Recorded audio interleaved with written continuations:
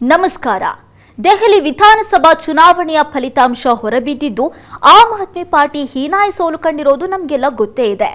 BJP ಬರೋಬ್ಬರಿ 48 ಸೀಟ್ಗಳನ್ನು ಪಡೆಯುವ ಮೂಲಕ ಆಮ್ ಆದ್ಮಿ ಪಾರ್ಟಿಯನ್ನ ಸೋಲಿಸಿದೆ. ಆದ್ರೆ ಈಗ ಇಂಟ್ರೆಸ್ಟಿಂಗ್ ವಿಚಾರವೊಂದು ಗೊತ್ತಾಗಿದೆ.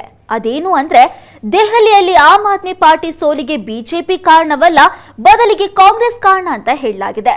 ಅದ್ ಹೇಗಂದ್ರೆ ಈ ಬಾರಿಯ ಚುನಾವಣೆಯಲ್ಲಿ ಬಿಜೆಪಿ ಮತ್ತು ಆಮ್ ಆದ್ಮಿ ಪಾರ್ಟಿಯ ಗೆಲುವಿನ ಅಂತರ 2 ಲಕ್ಷ ಮತಗಳು. ಆಪ್ನ ಆ 2 ಲಕ್ಷ ಮತಗಳನ್ನ ಪಡೆದಿದ್ದು ಯಾರು ಗೊತ್ತಾ? ಕಾಂಗ್ರೆಸ್. ಎಸ್, ದೆಹಲಿ ಚುನಾವಣೆಯಲ್ಲಿ ಕಾಂಗ್ರೆಸ್ಗೆ ಒಂದೇ ಒಂದು ಕ್ಷೇತ್ರದಲ್ಲಿ ಗೆಲ್ಲೋದಕ್ಕೆ ಸಾಧ್ಯವಾಗಿಲ್ಲ. ಆದ್ರೆ ಕಳೆದ ಬಾರಿಯ ಚುನಾವಣೆಗೆ ಹೋಲಿಕೆ ಮಾಡಿದ್ರೆ ಈ ಬಾರಿ ಕಾಂಗ್ರೆಸ್ ಪಕ್ಷಕ್ಕೆ ಹಂಚಿಕೆಯಾಗಿರುವ ಮತ ಪ್ರಮಾಣ 2% ಅಧಿಕವಾಗಿದೆ. ಆದ್ರೆ ಇದು ಗೆಲುವಾಗಿ ಪರಿವರ್ತನೆಯಾಗಿಲ್ಲ.